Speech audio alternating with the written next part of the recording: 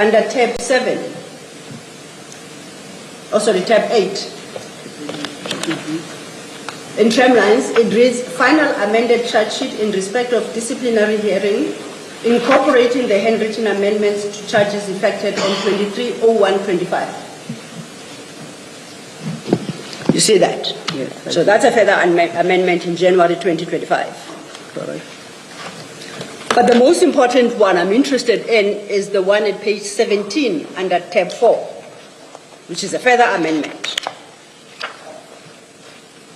And once again, the heading of that one is final amended charge sheet in respect of disciplinary hearing dated 4th June 2025. So earlier when I said to you that the original charge sheet is the 20th of November, then it goes through various iterations and amendments, with the last one being the one dated the 4th of June 25 at page 17. Now I want to invite you to consider page 19 of that document. You can look at 18. There is charge 1. At 19, from paragraph 4, it sets out the charge. And that is in relation to events that, according to this charge, arose on or about 2011. It's got some subs, so it's a one charge.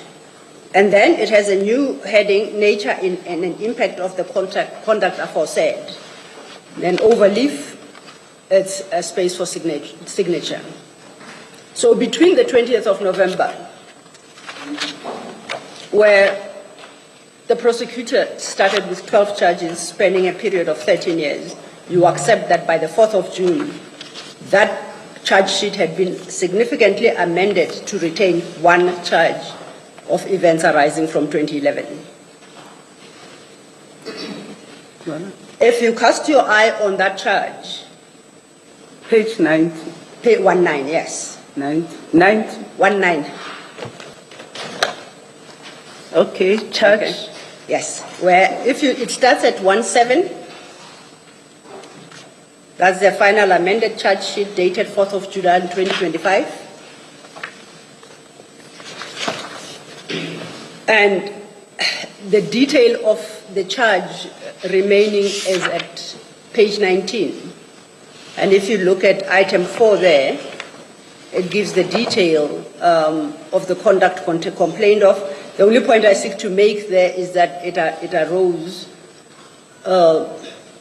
from 2011, in some date in 2011. Do you see that?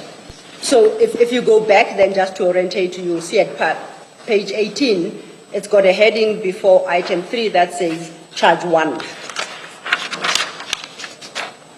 And the detail of that charge is what's set out at item 4, page 19, and this relates to events arising in 2011.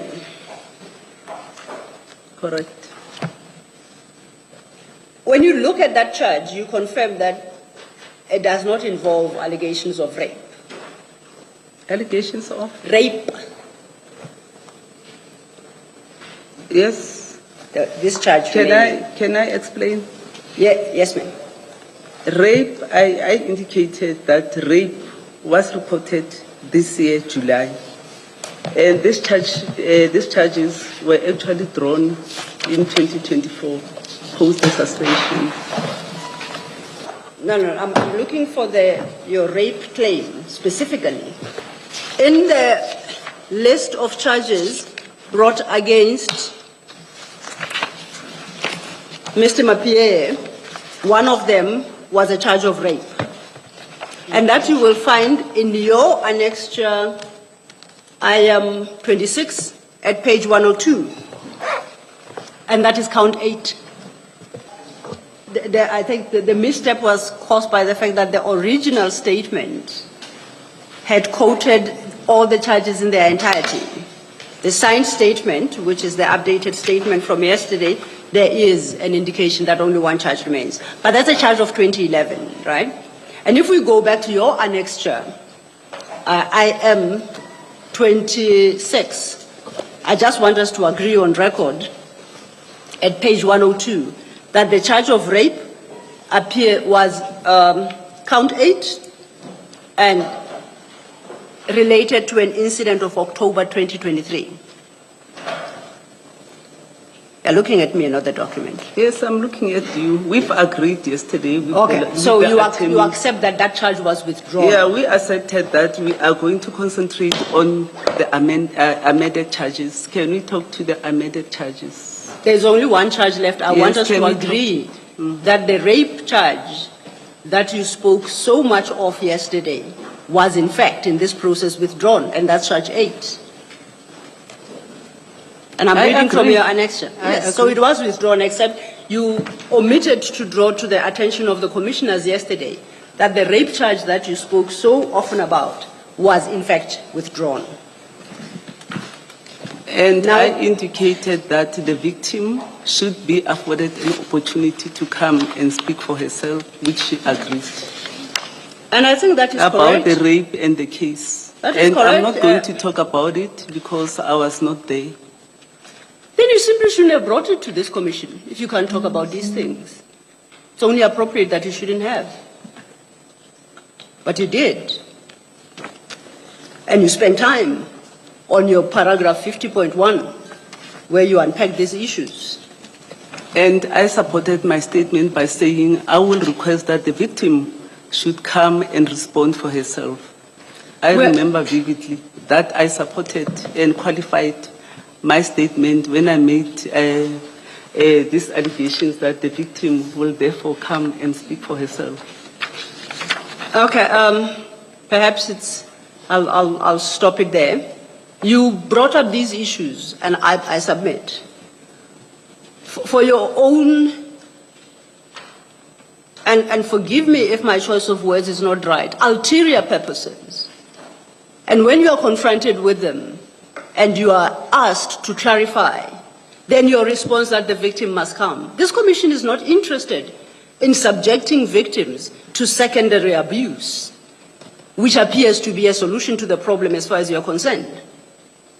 If you couldn't speak to them as a city manager, a person of your seniority, involving junior members in the force, you ought to have applied better judgment before you drag their names before this commission. And when you can't answer the questions further, you then say they must come themselves and speak to these issues. They never invited themselves here. And why should the commissioners do? That's highly responsible of you, Dr. Mashazi. Can I remind you that in terms of the invite to this commission, I was afforded an opportunity to call any witness if I want to. And I have chosen to call this witness to come and testify on the issues that I've raised, especially the issue around rape and the issue around harassment. But you, Unless I was limited not to invite certain no, witnesses. you ask witnesses to be called to speak on your behalf. An allegation of rape by a junior member in the force has got nothing to do with you. And that witness can't come and testify to that issue because you did not suffer that indignity. So you misunderstood the rule, because clearly you understood it to mean you will throw mud at everybody, and if it doesn't stick, you will get a witness drag some witness out of a hole to present them before this commission so that your personal objectives are met. That's not what the rule intended. It intended for you to be able to call witnesses in your defense. These issues have got nothing to do with your defense. Perhaps that's what your program does. You used a junior's misfortune for your own purposes before this commission. It's sad enough. I don't want to engage on it. And I think as we leave here today, you should really go reflect and engage with this poor lady and stop using her or attempting to use her, because we will not permit you to use her in this environment. But that please don't try and use her for these purposes. Thank you. Okay, can I pose a question? That chief of police was allowed to call Tipper as a witness, and I'm not allowed to call anyone to collaborate with my story. It is unfortunate. I accept it. I do not want to change the rule of the commission, but it is unfair on my part if I am limited in terms of choosing the kind of witness that what I want to choose. And she was prepared to come and respond because there was allegation here in terms of Chief's assertion, the file that you gave me from Chief, that she accepted that she has actually withdrawn the case. And it is important for the Commission to actually listen to a side of the story, irrespective of how your understanding is in terms of me using a junior to come and collaborate with my story. And I want to actually indicate that the four who came and made allegations against me, it took them a year to actually prepare those testimony. They prepared over a year, and I was only allowed to prepare for 2 days to create my own statement. And I am allowed now to respond to these allegations that were made against me in 2 days. Dr. Mashazi, let me just correct one error. You say Mr. Mapie, Chief Mapie was allowed to call Ms. Tipa as a witness, and you then ask, why aren't you allowed to call a witness? Here's the error you are making. Ms. Tipa was not called by Chief Mapie. She was called by the evidence leaders on behalf of the Commission. And the fact that we allowed her testimony to be led is because we found that her evidence is relevant to the terms of reference. So just to disabuse your mind on the idea that she was called by Chief Mapie, she was not.